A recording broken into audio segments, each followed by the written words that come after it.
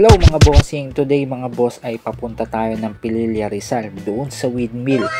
At kung mapapansin nyo na naka voice over lang tayo, yes po, gawa ng sumablay ang audio record natin yan.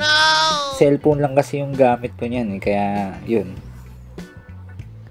First time ko mag long ride niyan kasama si OBR. Estimated time ng ride is 2.5 oras mula Quezon City to Pililla Rizal. Chill lang ang takbuhan namin, 40 to 60 lang ang bilis. Mabagal yan sa mga rider na madalas mag-ride. Pero sa akin mas gusto kong ma-enjoy ang daan, yung tanawin. Bukod dun, hindi ko rin ganun kabisado, mahirap na. At nga pala, kung baguhan ka dito, may ilang kang magmabilis at sobrang lakas ng hangin.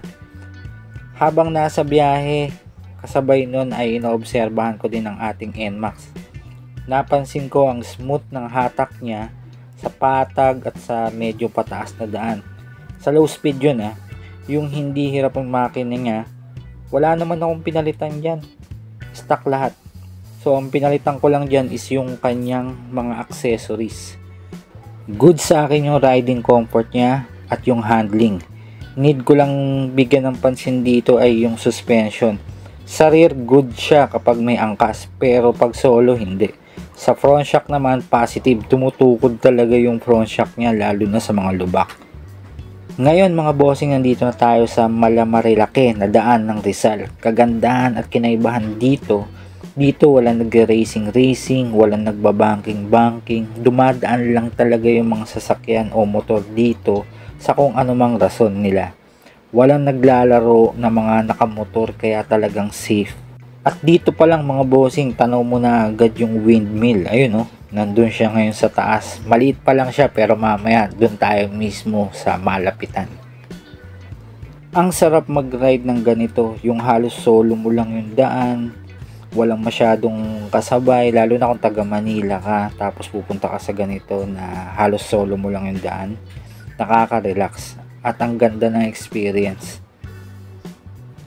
Paakyat ng windmill, may mga madadaanan ka na rin na kainan. Siguro meron dito mga bulaluhan, tapsihan, kung ano-ano pa.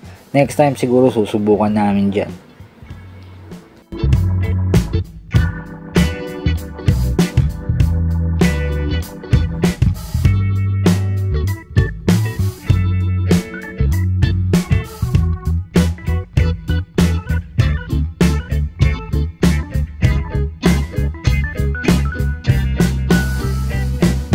At nandito na nga kami, tinuro sa amin ni Kuya yung pinakamagandang puntahan dito.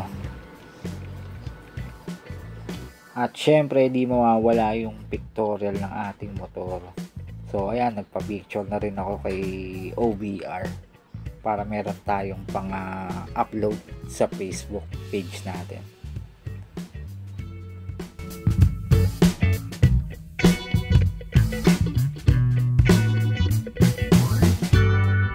Ayan mga bossing, nasa tabi na natin yung windmill. Kanina maliit lang yan, ngayon malaki na. Habang dumadaan nga ako dito, ang weird ng pakiramdam ko Naisip ko paano kaya tumama sa akin yung hélice. Lang, finish na. Pagdating dito sa pinaka-location, may bayad na 100 per motor. Hindi yun na per head per motor yun. At yun ang pinaka-entrance ninyo. May food trip dyan sa loob, may tambayan, may coffee shop, tsaka may mga magandang tanawin. Sarap huminga. Pwede ka magpahinga dyan ng mga siguro 1 to 2 hours bago ka bumaba ulit. So sa mga gustong pumunta dito, gamit kayo ng Waze. 2 oras ang biyahe, sulit naman.